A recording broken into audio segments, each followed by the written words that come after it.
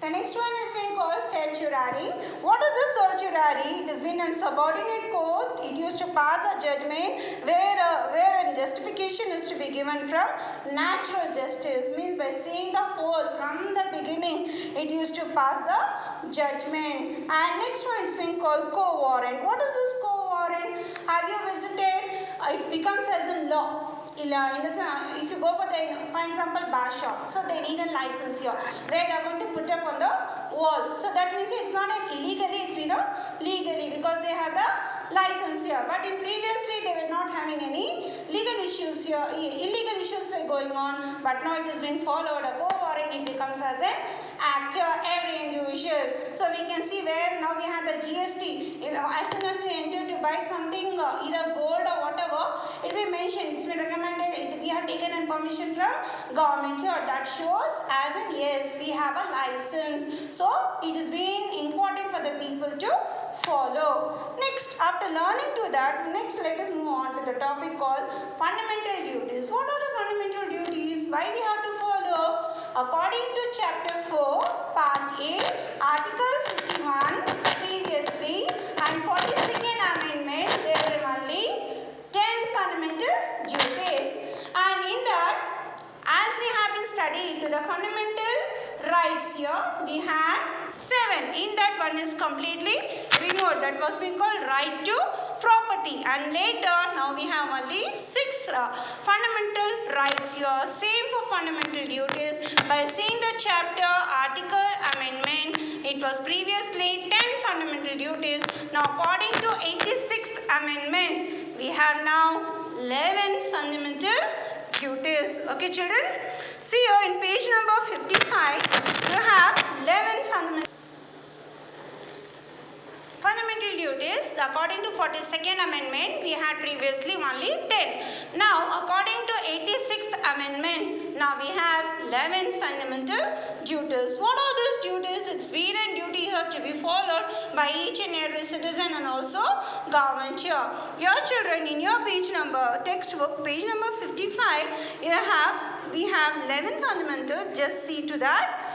Number 1, to respect the constitution, national flag, national anthem. Do we respect or not respect? Yes, we respect the national flag and national anthem. Second comes here for noble idols of freedom struggle. Yes, we remember our freedom fighters. We respect them a lot here. To protect the integrity of India, motherland when called upon to do so. Whenever India has been in problem, we have been ready to help. Whether it's been a natural disaster or neighboring nations has been attacked to the border that time. And to promote the spirit of common brotherhood, yes, we have the brotherhood in our India. All people have been treated in equally. So there's a pledge, all brothers and sisters, all Indians are my brothers and sisters. That's a pledge. To preserve a rich heritage. Yes, we try to preserve, means save. Like we have the monuments when we visit to the historical places. What do we do it? Just we used to see and wonder. And we have been, once we come back here, we try to see the importance of historical places. To protect and develop environment. Yes, we try to save like forest, lake, river, wildlife, everything. To develop scientific temper, science and technology, safeguard public property. Yes, we have to save this one. If anything around goes there. For example, long back we had an water issue dispute here during the time where the people burst out the anger.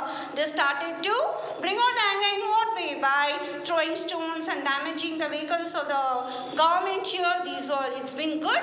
No, it's very bad. It's a loss for us only. Next. Excellence of all spheres of individual and collective activities. Yes. Then the parents, what is the special to have all this one? This is the 11th one included here. The parents' duty in previous in olden days where they have not been afford to give the education because the income was very less. But now it has been given an importance for education. Parents' duty is to send the children for education where we have a free education according to 2002. It has been said here parents' duty to give education from age 6 to 14 years. Then in 2009 where we have a RTE, that's been called right to education. Okay children, after learning to the fundamental duties, now let us come here to the last subtopic called directive principles of state policy.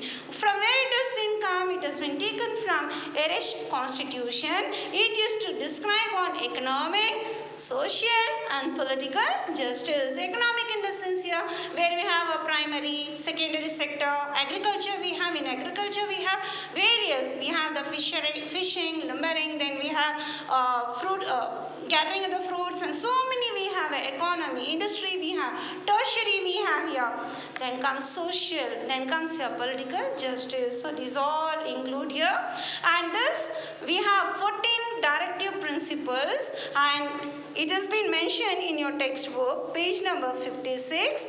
Number 1 called to develop, to provide the means of livelihood. Yes, we have a right to live.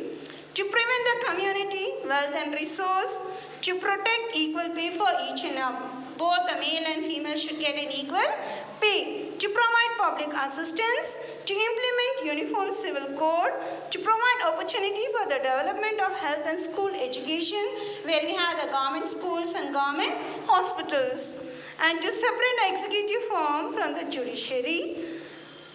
Establish Grama Panchayat, organize and develop in agriculture and animal husbandry, prohibition of liquor, that's been called alcohol, and development on farming based on scientific method. So these are the fundamental rights and duties that we have been studied here, and it has been an aim and holistic development in India.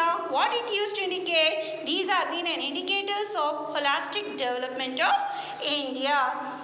I hope children you have been followed. Go through these principles, fundamental rights from your textbook. In detail it's been mentioned, and thank you.